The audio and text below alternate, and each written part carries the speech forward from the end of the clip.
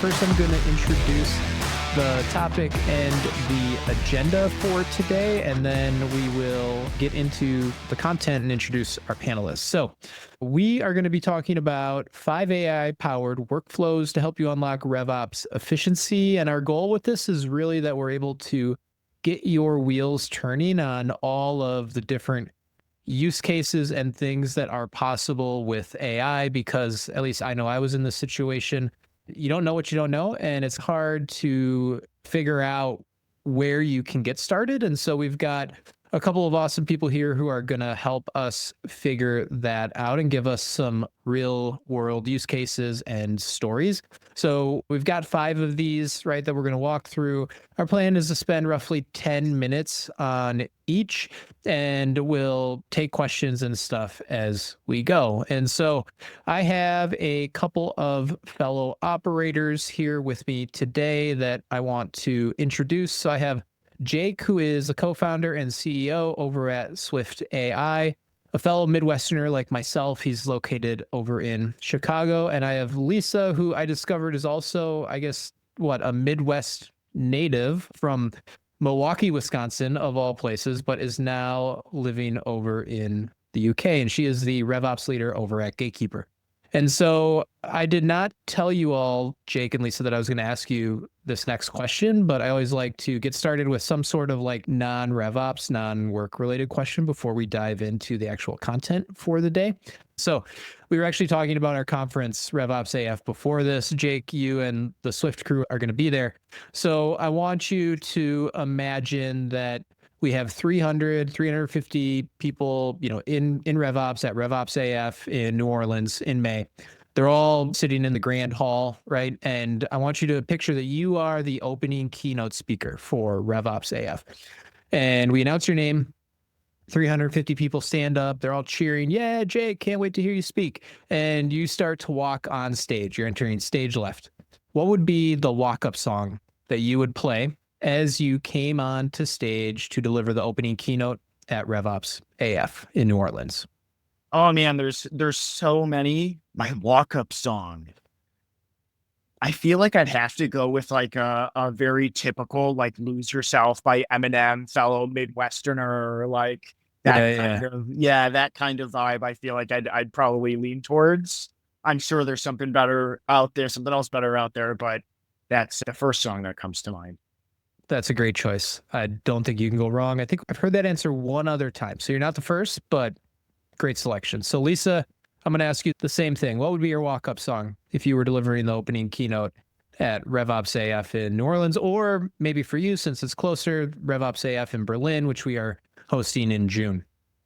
Oh, I hope to be there. I'd say a little Queen, little "Don't Stop Me Now," something along those lines. Okay. That's good. I think those would both be great anthems for any revenue operator. So Queen, Eminem. I've heard someone I asked this question of the other day actually brought up like Beethoven, like some Beethoven classical. I was like, that is definitely a first. So no wrong answers, but both great choices. And yeah, kind of get us into the next topic. I don't know how you go from Queen or Eminem into kind of CRM updates, but pretend there was a very natural segue there. Oh my God, keep them on their toes. All right. So this first kind of topic that we're going to be diving into, and again, we're focusing on kind of AI workflows and how we can leverage them as revenue operators. We want to get your wheels turning on some of these things. So we're going to be talking about how you can leverage AI to produce automatic CRM updates. We all know that data hygiene is a very big challenge, if you will. At least, I don't know, it is for me. I assume it is for every revenue operator out there as well. And so we're going to talk a little bit about some specific things that you can do to help with CRM data accuracy. Before I turn it over to you to get us into some of the content, I'm going to launch this quick poll and just ask people what kind of best describes your current approach to CRM data hygiene. Just want to get a sense of where everybody's at. Do you do manual cleanup? Are you occasionally doing data audits with maybe some basic automation in there? You fully automated with AI everything, or do you not have a defined process yet? No wrong answers here. So Jake, where do you think people will be at? You obviously work with a bunch of RevOps folks that are customers. You probably see a lot of different areas where they're at. Where do you think majority of folks will land on this question? I think the light use of AI is where a lot of people are going to land. It's where we see a lot of our customers land. There's so many incredible tools that are popping up. I think Clay is kind of the one tool that everyone keeps talking about, especially for that bottom use case there, contact enrichment. Easy to get started, easy to set up, or at least to some degree. The occasional data audits, things like that. Full AI and automated workflows, that doesn't surprise me, only 3%. I think we're one quite of a you. ways away. There's one person out there. Was that you, Jake? It might have been. I don't know. Or Lisa? My team might be on here. Yeah. I tried to vote. It wouldn't let me. Yeah. Well, I think that makes sense, right? A lot of people are, probably in this like in between stage, if you will. So Jake, I'll turn it over to you. Maybe start talking a little bit about AI workflows when it comes to this data hygiene, data accuracy aspect within the CRM. Yeah, definitely. I think when we think about how we can utilize AI today, one of the more interesting use cases, and frankly, the use case that comes up in pretty much every single conversation I think that we have, is data accuracy and really just CRM data in general. So looking at that first bullet point there is really where a tool like Swyft will sit in versus something like Clay. It's an amazing tool, AI in general, for data and insights and everything that needs to make its way into the CRM. Not just because it's easier and we're reducing a lot of admin work, but AI has the extra benefit, I would say, to take out as operators, we all know the bias from a lot of the data that might make its way into a CRM from the teams, right? Before starting Swyft, I led a team of 40 account executives in enablement, and everyone had their own, way of putting in data or their own gut feeling, right? When you were updating Salesforce. And what we've seen as we've started to shift to an AI strategy, and our customers have started to do the same, is removing that bias, right? And taking all the unstructured data that's happening in phone calls, meetings, emails, everything that you see here, and pulling out those true insights without that extra, that bias. Not that that's always a bad thing. We also have kind of the other side of that coin is you do sometimes want that human input. And that's where kind of reducing that admin work is really beneficial. A lot of tools, even something like Zoom, Google Meet, things like that, have a lot of those kind of summarizer features that you can get started with today. If you're using those tools, I would recommend jump into like your Zoom instance, find that setting and turn it on. Something as quick and easy as that, and getting that into your CRM is kind of low hanging fruit that you can get started with today. I mentioned Clay. We're big fans of Clay. I think another tool for contact enrichment, going through and making sure that all of our data and who we're reaching out to, the right emails, they work for the right company for the longest time. How often would we reach out to an email and someone else responds and says, "Hey, Jake no longer works here," right? He's gone on and he started another role 6 months ago, by the way. So this has been on it for 6 months. And so, utilizing tools like that, again, I think something that everyone should be doing today, get started today. It's such an amazing use case for AI, even for the tools and the features that you have today in your tools. I know I've done a lot of stuff with Clay and the contact enrichment that you brought up. Yeah. Actually, that was kind of the first place where I got started myself with leveraging AI. It was actually for us, right? We have this community of 16,000 revenue operators from all over the globe. We run a lot of local in-person events. And so my problem was that I didn't know where a lot of our community members were actually located or physically located. So I wanted to know where they were based so I could send them invitations when we were hosting events in Chicago or San Francisco or New York. And so I used a tool like Clay to really simply hook up my CRM, leverage email addresses and LinkedIn profile URLs that I had for our community members, and just tell me like, where are these people located? And then super easy to get that information back into like a new property on the contact record within the CRM. From there, you kind of get all these other use cases in mind. And yeah, the auto enrichment workflows are another big one. Data waterfalls within a tool like Clay are also things that you can now do. You don't need separate data contracts yourself with individual providers. You can set all these things up to, waterfall out based on whatever your preferences are as well in terms of sources there you find the most valid data. But Lisa, I'm curious, so that was where I mentioned where I started with my AI journey and it being on this data accuracy side. How did you get rolling within RevOps at Gatekeeper or before? What was it like for you? I agree with what you said about it being a natural place to start is the data quality and the types of data and how fast you're getting data. And, the limits are really endless with what we're looking to extract, from our call transcripts, from email conversations. I'll give a couple examples of what we do right now, which is just basic stuff that AI has helped us just do faster and more efficiently. So we use Clay as well, actually, to enrich company data mostly.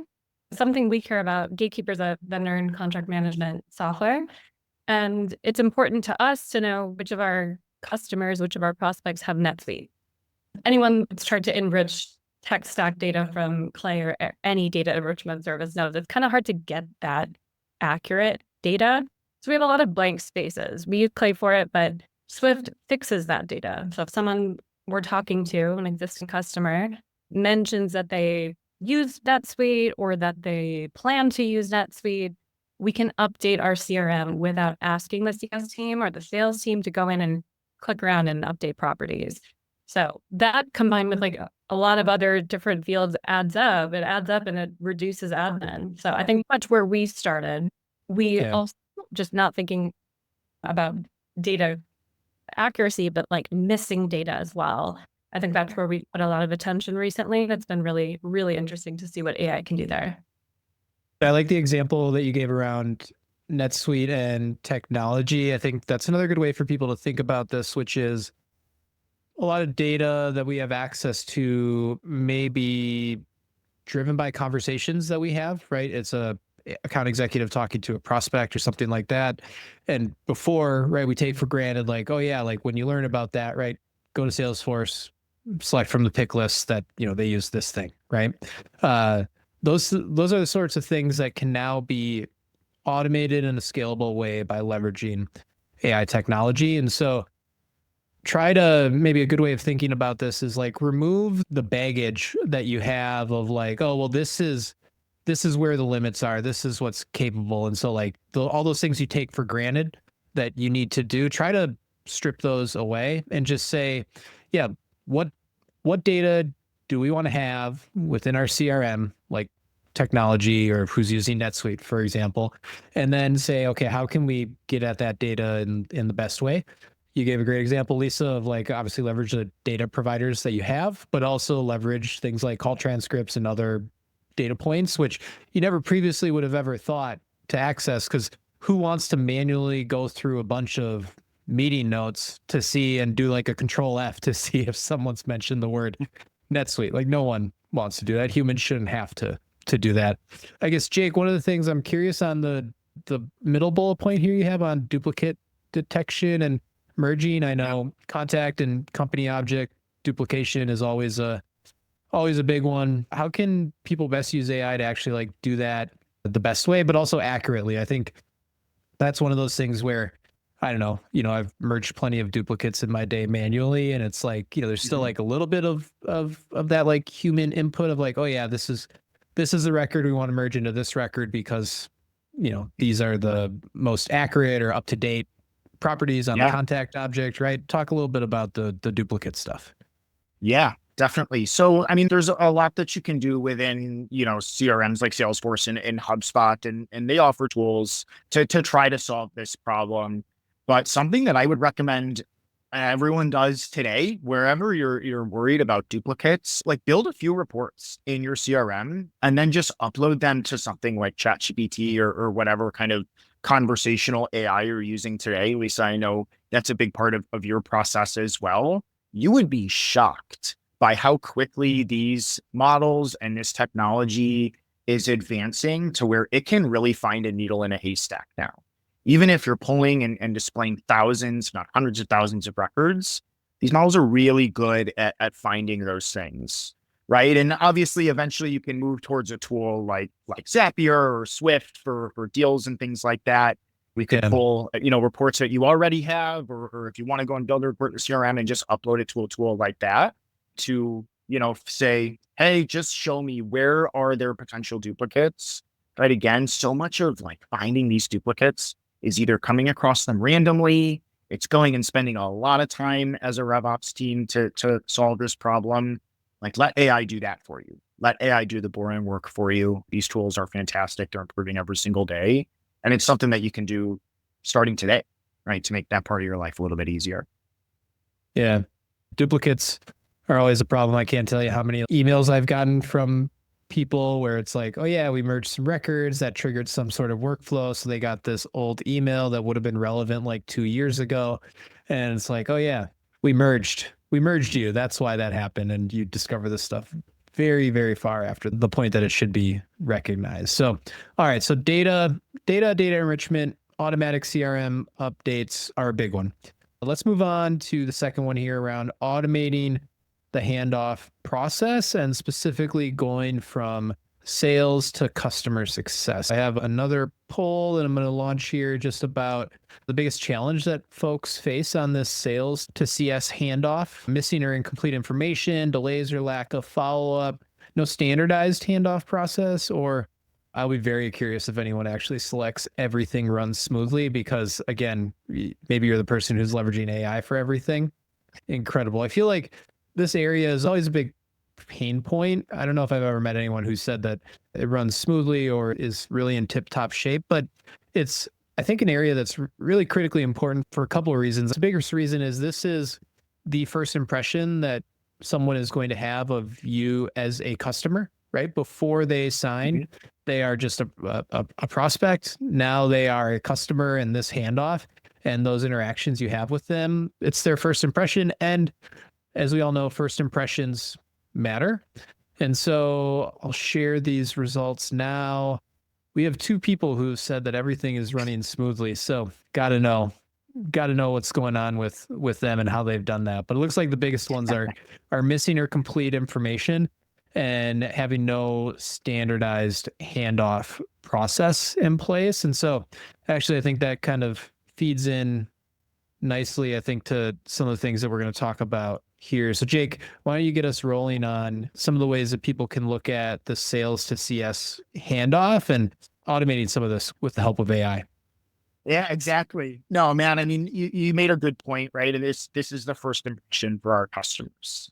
Things like asking the same questions that these customers have already asked throughout the entire sales process, or they've answered, throughout the entire sales process, probably more than once, right? That's an immediate win that we can get done today, right? And so using AI to kind of surface those really important details that, whether it's your customer success team, whether it's your implementation team, needs from the sales process, there's a few things that we've seen customers do as they've moved towards a more fully automated process on something like Swyft. So if anyone's using things like a conversational intelligence tool today, Gong, Chorus, Avoma, kind of name your CI tool, most of them are going to have that functionality to put in kind of those keyword trackers, point out, hey, this is when they mentioned their tech stack, right? We have customers come to us all the time and say, our customer success team is asking our customers who just signed up and worked with us and had all these conversations around integrations, what their stack is, right? Low hanging fruit like that. There's a few different ways that we can capture information like that, whether it is through a meeting summary using a tool like Fathom or the summary on Zoom, creating trackers and conversational intelligence tools like Gong, and then just taking it a step further in terms of actually generating that handoff document, or that second point there, generating that welcome and success plan, right? Making sure that once that deal hits close one, does implementation, does customer success, any of those teams, do they have everything that they're going to need to make the best first impression, to onboard this customer smoothly, successfully, not bog them down with more questions they've already answered or that are probably found somewhere in the CRM. Even something like that, even though it's more automation versus AI, right? Anything that's in the CRM, pretty simple flow. right? Just to make sure that the right rep has the data that's in the tech stack field, for example, on the opportunity when it's closed won. Take those meeting transcripts, throw them into ChatGPT, say, hey, what important handoff information was found in this meeting that I should be sending to the customer success manager? Even risks, right? As we make those handoffs, what risks are we identifying? What risks should we let customer success know about so that we're being a little more proactive than reactive there? Again, using something like ChatGPT or even creating a tracker and a tool like Gong to capture those risks. A little more manual, but even their AI is pretty good. So doing things like that we've seen be really beneficial.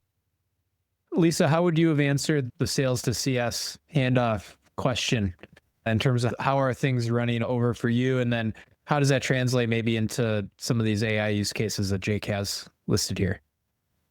I think something a lot don't think about till it's too late is actually the handover materials in the future, like how to use that information years down the line when customer contacts have changed, maybe your CSM or your sales rep have changed or left the business. And you don't want to lose that valuable context about your customers. Capturing it at the moment that the deal closes, which we're actually doing with Swyft, and again at the end of implementation, and setting up just like a bullet point, like series of explanations for what were the risks, what were the goals of implementation, what were some of the things discussed during the sales process, who was involved in the sales process. And that helps everyone in the future look back and remember, why did this customer buy your product in the first place? The customer might not even know that 3 years down the line. So that information is absolutely invaluable.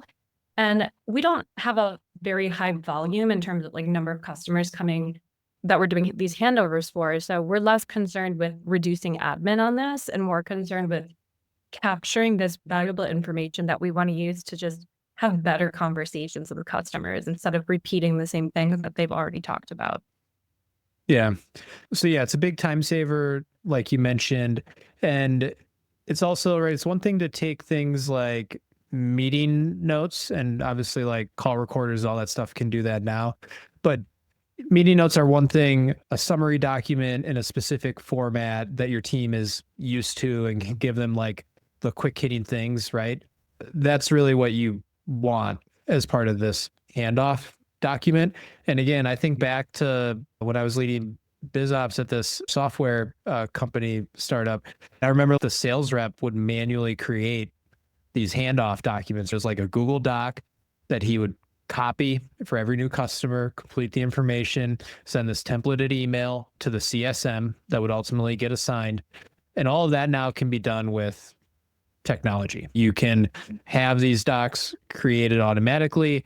You can, we talked a lot about ChatGPT. You can set up projects within ChatGPT that leverage like documents, templates that you can feed it. You can use these workflow solutions to have it all done for you.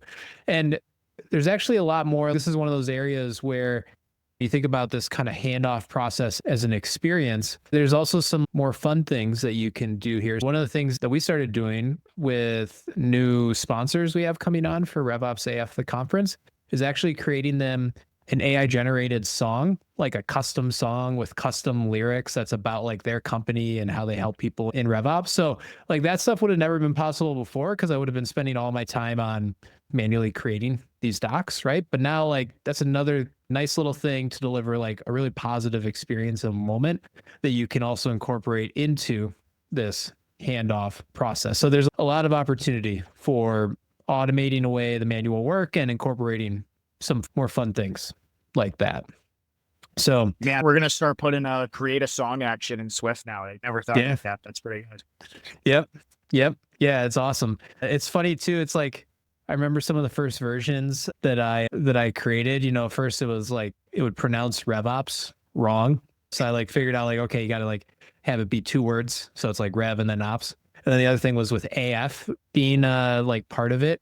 We had to make sure there were periods in between the AF so that it was able to be like, oh yeah, that's how I should pronounce this. But yeah, you work through some of those original kinks like everything else. And yeah, I'd love to see a create a song action in Swyft. So the feature you didn't know you needed to build, your product team's going to be like, what on earth? Where'd Jake get this idea? but it's delightful. So actually, before we get on to this next one on capturing expansion opportunities, we talked a little bit about ChatGPT and OpenAI in this already. Chris in the chat just brought up any like concerns around privacy and data that you're uploading. So would you all be able to speak to that a little bit before we get on to the expansion opportunity piece here? Totally. Yeah, I'm happy to. It's a really fair point and a really great question. If you're not using a tool like Swyft or any other tool that will work with OpenAI in more of an enterprise sense, where, those tools are going to have a specific agreement with OpenAI to not retain and store any of this data, there are actually certain settings in ChatGPT itself where you can go and ask for none of your data to be stored, none of your data to be used to train any models. I do believe that that is on by default. So if that's a concern, I would say just hop into those settings and turn that setting off. It is something they make available to all of their plans, all of their users, even if you're using the free version of ChatGPT. But of course, it's a very fair concern. Obviously, every business has their own policies as well on data privacy. So that's the very first thing that I would recommend. Jump into the settings, even if you're on the free version of ChatGPT, and kind of uncheck that box, so to speak, of you can use my data to store for 30 days, to train models, things like that. So that everything you upload is analyzed by the large language model and then completely removed. Yeah. Yep. I would maybe think twice if you're throwing stuff into DeepSeek, but hey, that's just me. All right. So we've got this next one here. So number 3 out of the 5 workflows we want to run through. So capturing expansion opportunities and automating the opportunity creation in your CRM. So again, we got another poll here. I'm just going to launch on how people are doing this today. Specifically, how are you identifying those expansion opportunities? I know when I was on the ops side, typically it was manual, and like I see manually review call notes and emails, rely on reps' personal tracking. It was more reactive than proactive, and it seemed like kind of happenstance, right? It was like, oh, hey, look at this opportunity fell in my lap, like hooray, And I know this was a big part of what we were trying to figure out. I don't think we ever really got it figured out. So yeah, I think let's end the poll here, and it looks like most people say that they rely on reps' personal tracking. So I guess with that, Jake, maybe get us started on kind of talking through some of the details on this one. Yeah.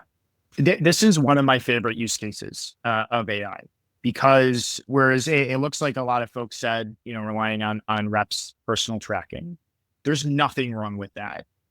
Where AI, I think, can come into play here is, again, kind of what I mentioned earlier, that needle in the haystack kind of methodology, right? Where if we have a QBR with a customer every 3 months, maybe it's an hour-long meeting, 90 minutes, whatever it may be, there could very well be one sentence in that meeting where someone says something like, for Swyft, we look for any sort of mention or context around the team expanding, because typically that means that they're more than likely going to need to purchase more seats, right? So for things like that, there could be one sentence in a 60-minute call where the CEO just kind of offhandedly mentions, hey, we're, going to be onboarding a new class of reps, or we're about to start that initiative.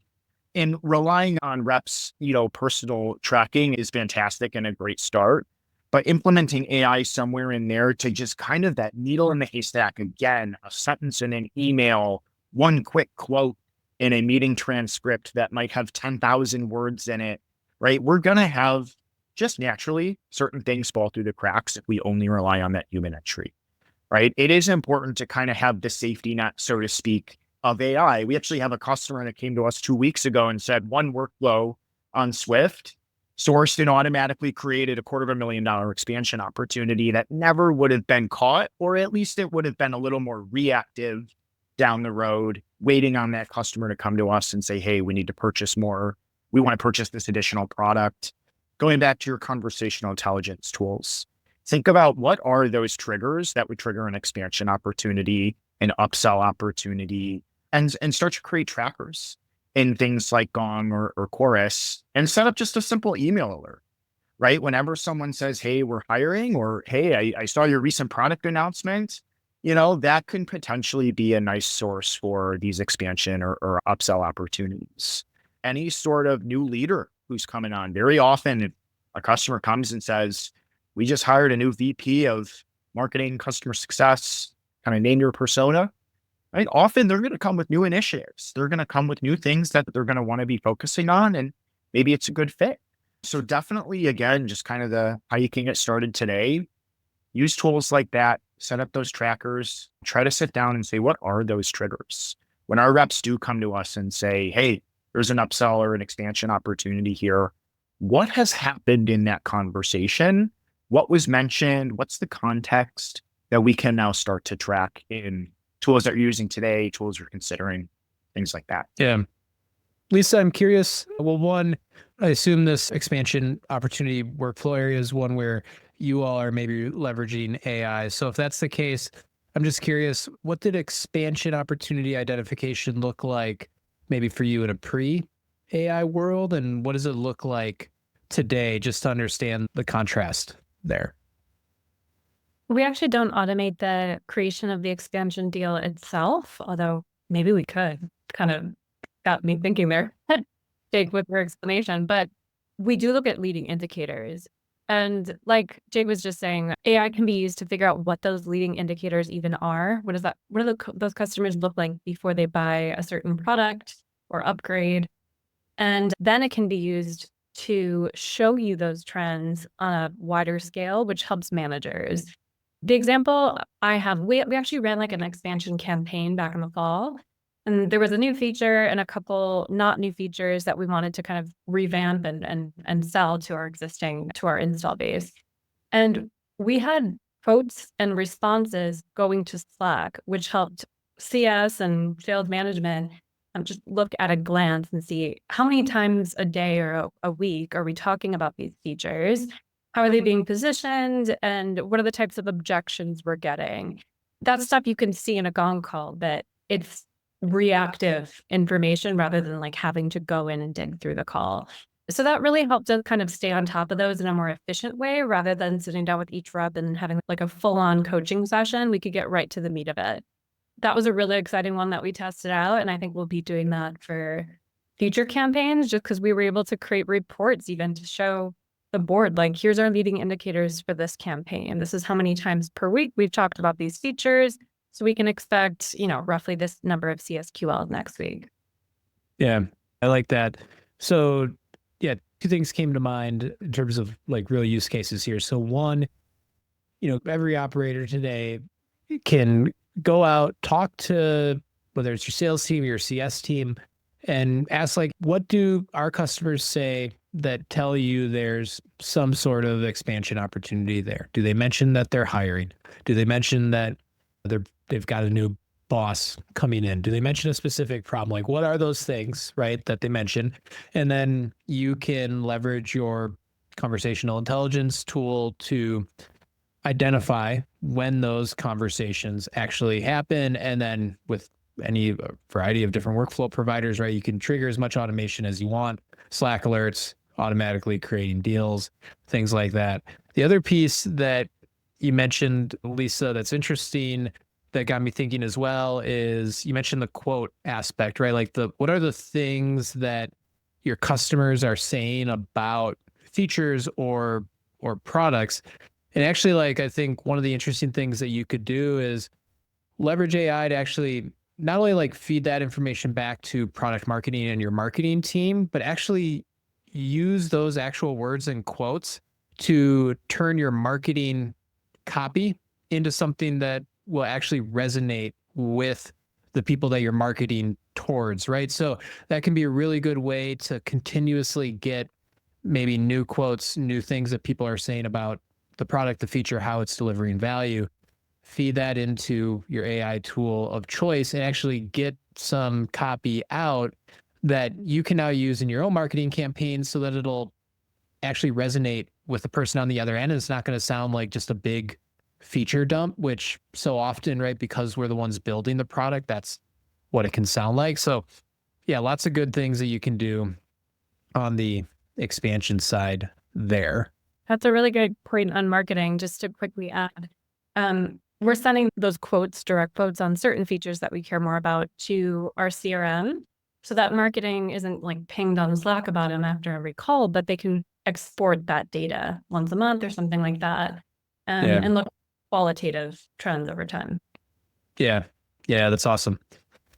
And so speaking of quotes and kind of customer quotes, next we're going to talk about finding case study inspiration. I know this was also one of those things that was just hard to do and pull off, right? You're like, oh yeah, let's find some testimonials or case studies. And it's like, okay, you got to go around and like ask people who some really good customers are and why. And then you got to dig through, like some random SQL database on like with usage metrics, right? To somehow line all that stuff up. And it can be a big pain in the butt. So first off, for anyone out there who's currently helping to basically source that for your marketing or sales or kind of revenue teams, where have you gathered that content from? We've got a couple of options here, internal surveys or NPS data, social media, online reviews, customer calls and success stories, or we don't collect case study material. So let's see, I'll end this poll here because it looks like we've got an overwhelming majority of folks that leverage customer calls and success stories, some that do social media and online reviews, some that leverage, or one person, I should say, that leverages the internal surveys or NPS data. So I don't even know if companies are doing that much, but I guess, Jake, what do you think about that? That most folks are leveraging kind of customer calls, success stories, social media, and online reviews. Yeah. I mean, it's one of the best sources, right?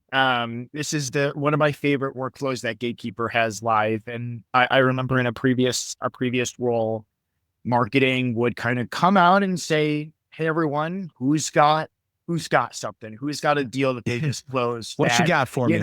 What you got for me, right? Who's got a really happy customer, any particularly positive, experience?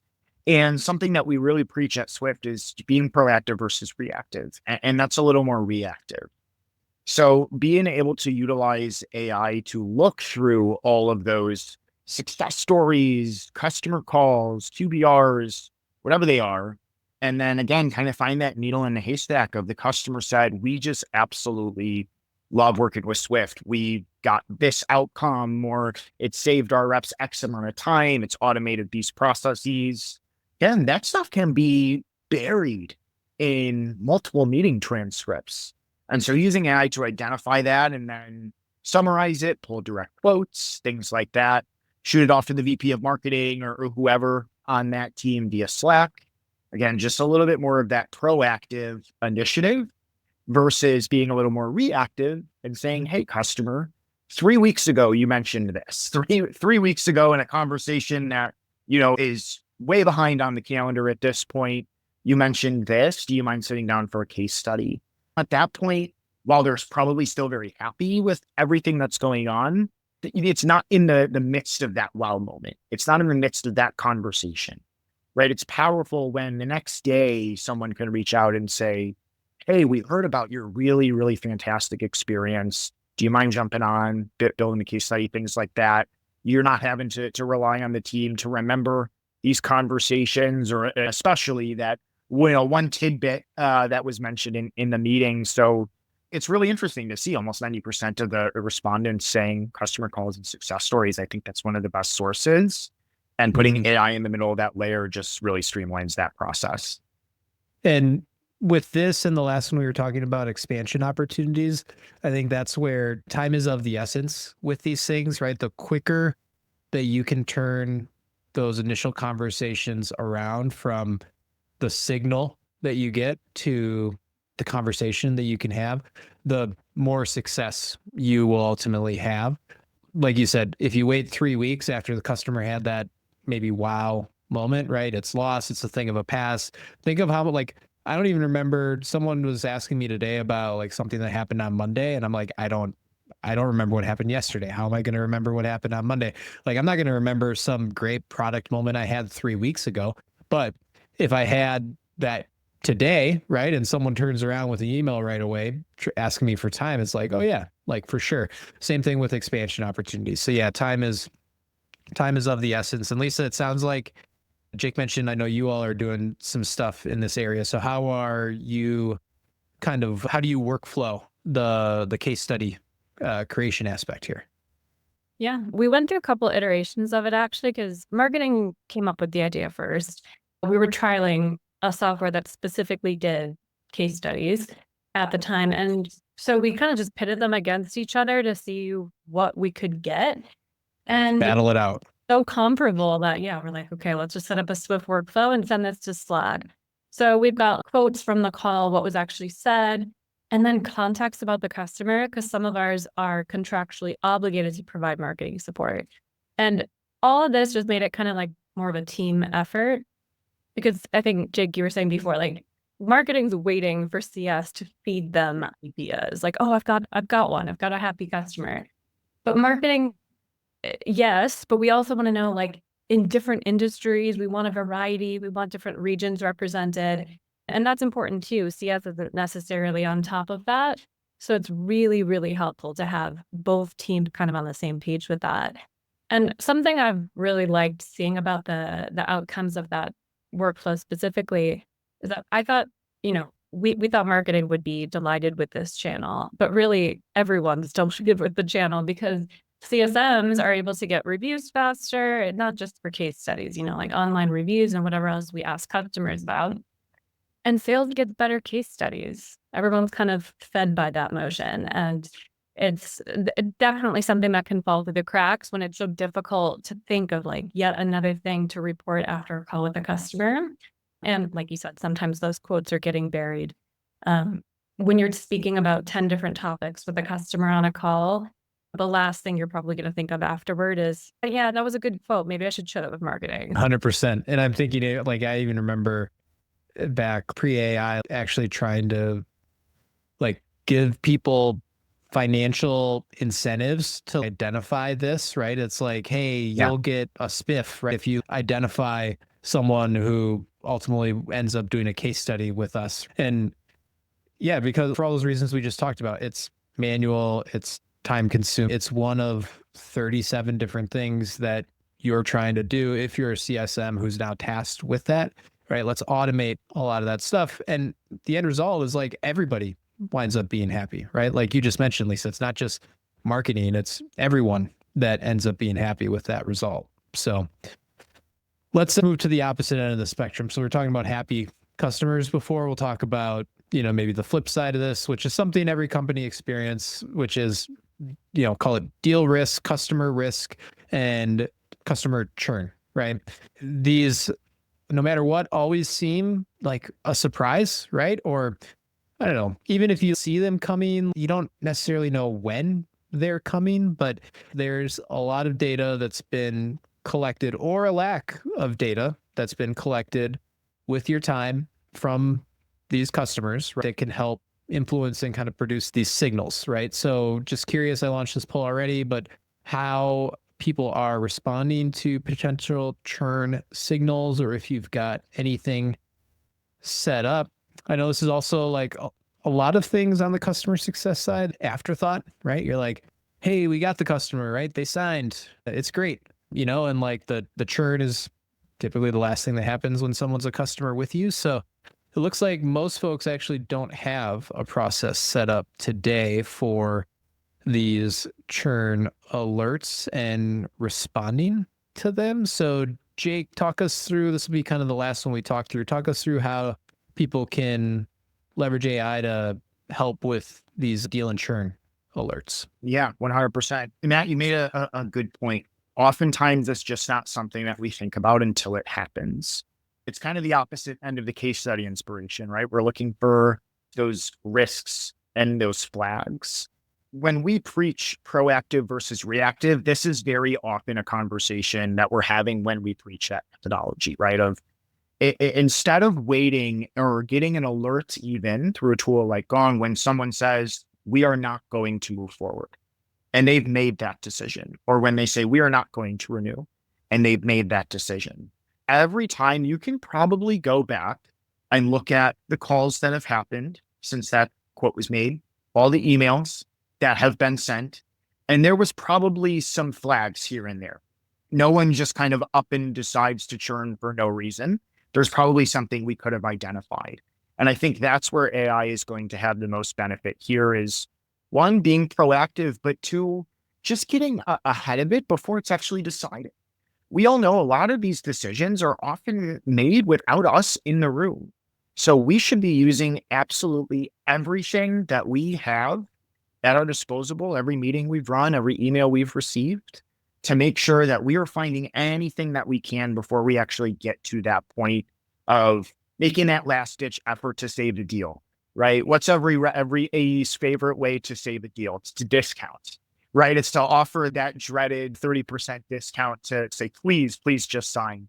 Instead of waiting until we get to that point, look for any sort of red flag. Maybe they say, hey, we're looking at this other vendor and we really like that functionality that they have, and that's important to us. Maybe that's just a 2-minute conversation. You have a lot of faith in yourself to get the deal done, which is great. But it's just more ammo that when we do get to that kind of negotiation, we're ready to move forward. We start to have those renewal conversations. We've overcome those flags, right? We have a little more ammo as customer success managers and as sellers to get everything across the finish line. Yeah. And there's, I know like Heidi mentioned client going silent is a big red flag. So we've obviously been talking about things that have been said in emails or meetings or Slack messages. If you had shared Slack channels set up with your clients, those are all great things. Leveraging you've got on here, like extracting customer sentiment from tickets, right? So like all those messages exist. Those are all great things that you can easily run through a variety of different AI tools to extract sentiment. And then to Heidi's point, client going silent is a big red flag. So yes, I'll say the lack of messages, or essentially the data point of time since last message, right? Like that's another thing that can mean a lot. And I know we have on here defining normal usage patterns by segment. One of the things you can leverage AI for on this to make sure you're in a solid starting point is actually pull as much data as you can from your most recently churned customers, run those through some sort of AI tool and be like, hey, what's the overlap? What are similarities? Like, give me a typical profile for what a churned customer looks like. And that can help you then get to that starting point of now saying, okay, now measure those things for my current customer base as we go along to help you identify if there's any of those flags. But Lisa, how are you all managing things on kind of this risk signal side as an operator at Gatekeeper? What are you all doing? We talked about CS platforms here and there, and CS platforms certainly can give you stuff like the sentiment of an overall account and even trending over time. But we're using Swyft to generate a data point for sentiment after every meeting, after every email. And we're actually updating just a field. It's on the company for like sentiment of last meeting. It's a drop down that's got like positive, neutral, and negative. And it took some, we kind of tailored each prompt for like what is a positive call, depending on the team. Mm-hmm. Because we were finding that like on the implementation calls, it's normal to troubleshoot and talk about the product, whatever. And on sales calls, that's a red flag. That should not be happening to that degree. So once we kind of got that right, we're using that field in HubSpot to create a custom object and call them like pulse checks. And now we can see how that changes for each customer over time. We can see what regions have what types of sentiment for which segments of customers. There's a lot that we can do with that. And the way this tied back to churn alerts is like, we have management looking at that data on a big scale, and we also have each sentiment pulling to Slack. They can quickly see like most of the calls are going to be neutral and positive. And occasionally there's a negative one, and they see why. They see it exactly in Slack, the information that they need to know whether this is something they already knew about or something that they want to bring up on their next one-to-one with that rep for coaching. So it definitely puts the right information in front of the right people at the right time. Yeah. Yeah. And yeah, like you said, there's a lot of actions that you can take once you have that information, which is ultimately the goal, right? You don't want to be alerted just for the sake of being alerted. You ultimately want to be able to do things with that information. And I think that's maybe the common theme across a lot of these workflows that we talked about today is, as operators, if you look in like a pre-I sort of world, like building workflows was typically like this step-by-step function where it was like, oh, I need this property or this value to indicate this thing, right? And then I'm going to take this action. But with AI, that's not necessary, right? You can be like, no, just look at this call transcript and tell me this, right? And it can do that for you, right? You don't need to say like, oh, look at the call transcript, and if you see this in the meta property field, then do this action, right? Like that's not what's needed. And so across all of these use cases that we talked about today, from churn alerts to case study inspiration to expansion opportunities, automating handoff processes from sales to CS, automatic CRM updates, that's kind of a very common thread, is like the old way out the window. The new way allows you to do a lot more that previously was never scalable in a very scalable way, very quickly, and able to get value from. So we are basically at time. So I just want to say, Jake and Lisa, thank you very much for dropping some knowledge on everybody today. I really appreciate it. But with that, that's all I got for you. We went from like M&M and clean at the start to a bunch of AI-powered workflows. I think we covered it all. So Jake and Lisa, thank you very much. And to all the attendees out there, thank you very much as well. I'll see you all at the next one.